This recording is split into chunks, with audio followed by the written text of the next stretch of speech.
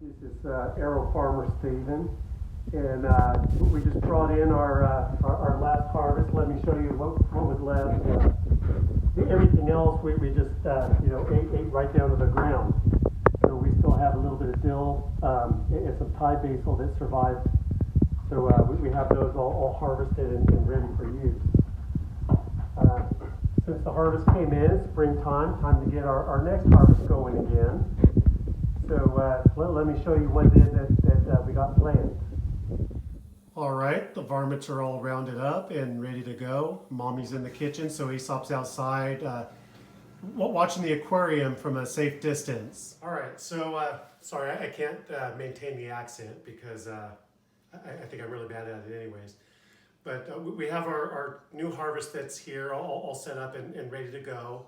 So I'm going to walk through getting the Aerogarden unit put together. It's available Amazon or through the Aerogarden website. And I love this thing, although it's a little bit too small. So when I first bought this, I bought a bunch of different seeds because there were a lot of things that we wanted to try, or a lot of things I wanted to try. So I have Grow Anything pods, which is just the insert. So you get your own seeds, or you could do cuttings. This is what's left over, gourmet herbs. But this time we decided that we wanted to pick and choose, so we have some custom herb seed kits, or custom salad and custom herbs.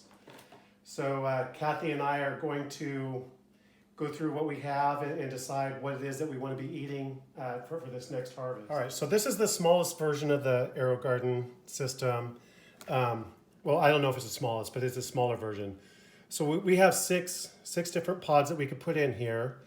And because of that, we need to narrow down our selection to six different seeds that we're going to grow. So Kathy and I have talked about it, and we really enjoyed having the lettuce. We ate the lettuce right down to the tower. That's why we weren't able to harvest any. And some of the herbs that we had going in there did really well. So I bought a kit with some custom lettuce mixes and a kit with a custom herb mix. We pulled out the repeats. And we're going to go over our herbs first. Okay, so we pulled out all the repeats from the herbs, but I have some red Reuben basil, we have some lemon basil, some chives, some Genovese basil, and some oregano. The oregano, we have oregano growing outside, so I'm not going to grow that. The Genovese basil, we loved the Genovese basil. It was really good. That did not last till the harvest because we were just picking it off the plant and there wasn't really enough to keep. So we're going to put that one in there. The chives, the chives are really good, so we're going to go ahead and grow the chives too. The lemon basil, it sounds really good. That's why I chose it in the pack, but that's not the one that we want to try. So this red Reuben basil sounded really good to me, so we're going to put that one in there. So that's our choice for the three herbs that we're choosing. Okay, so our custom salad kit, they have a lot of different salads available. We have I'm not sure how that's supposed to be pronounced, but it sounds really, really interesting.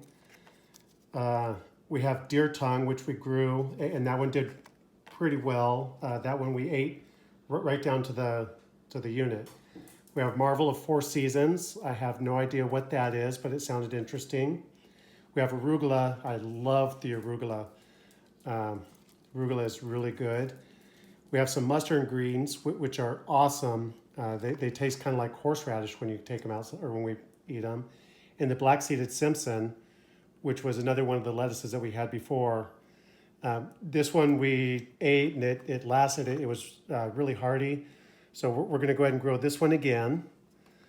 And we're going to try the ones that I'm not familiar with. So we have the, I don't know, Rue de Hiver. I might have to look that up and see how that's supposed to be pronounced. And what was the other one we wanted to try? I don't remember. Oh, the Marvel of Four Seasons. I have no idea what this one is, so we're going to try this one too. Okay, so the Aerogarden comes in, well, out of the box, it's slightly more than this, but there's essentially three pieces. So you have the base unit, you have your tub of water that has a pump in there, and you have the top that all the seeds the seed packets sit in. And even right out of the box, it's pretty much just easy to put it together. So you have your base, and I recently cleaned this one out. So you want to fill your base with water. So we have an under sink water filter, so that's why I'm using the special filter. It'll pull the chlorine out. I don't know if that makes a difference with plants or not, but the water seems cleaner to me, so that's what I'm using. Okay, so you can see the little tube in here that says fill to here. So that's how difficult it is to fill your unit up initially. You just fill it up to that tube. So this is just going to sit in here on the base unit. Or you can pull that out, and there's a plug in the back that plugs in right there. We don't keep this on the sink, so I don't have power to it. I'm going to move the light up so it's out of the way and give me a little bit more room to work. This piece slides right in there, and it's that easy. And in the next step, I'm going to do this now. We want to put some plant food in there. Actually, I might do that here so I don't spill as much. So there's instructions on the back of the plant food how much you should add based on the size. This one, it's just 2 capfuls. So we put 2 capfuls in there.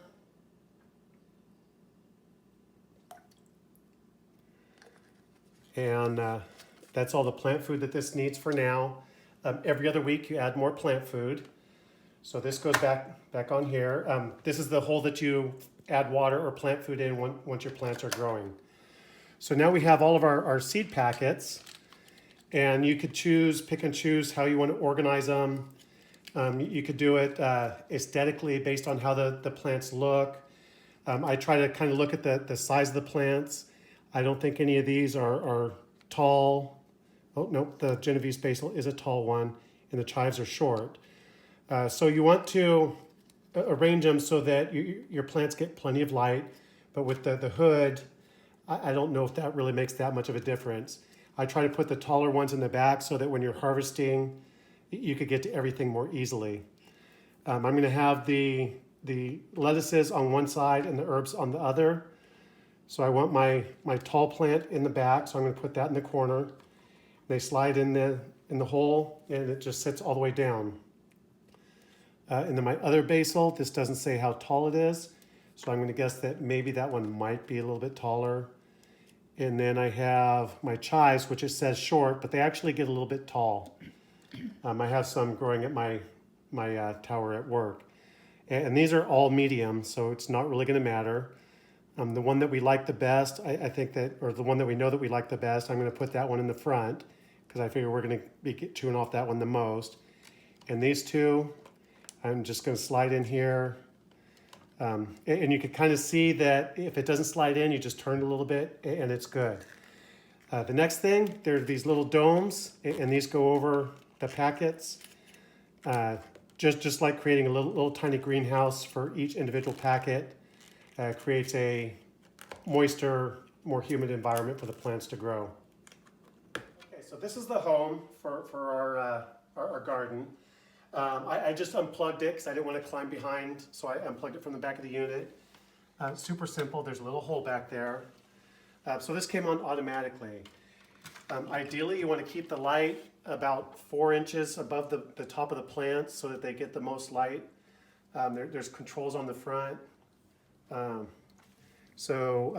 This one turns red. This green one, this will turn red when it's time to add more food, and that's every other week.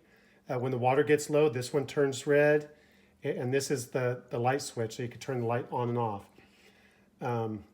The water, it recommends that you keep the water full and not wait for the alarm to come in. I think it's a little bit healthier for the plants that way. The light, with this unit, there is a way to set the light. I'd have to go online and look up the instructions. It wasn't real simple, but it'll come on and it'll stay on for about 12 hours and go off. Plants are like people. They do need some off time. They do need a little bit rest at night. So you do not want to leave the light on 24 hours a day. Every other week, this will turn red. You add 2 cupfuls of the plant food, And that's about it. I hope you enjoyed the video. As you can see, this is a super easy way to grow stuff. Maybe I'll be able to add some pictures of the one I have at work, which is a little bit bigger than this, but it's really full right now. I gave one of these to my son. I don't think he started it yet, but I'm really looking forward to seeing what he does with it. And Mom, you might get one of these for Mother's Day, or maybe just happy survive the coronavirus for another week. We'll see how long I can wait before buying one for you too. But it's super simple. It's great. Once everything starts growing, it gets really exciting. The lettuce comes up in less than a week, or starts coming up in less than a week. So anyways, that's about all I have. I hope you enjoyed the video, and thank you for watching.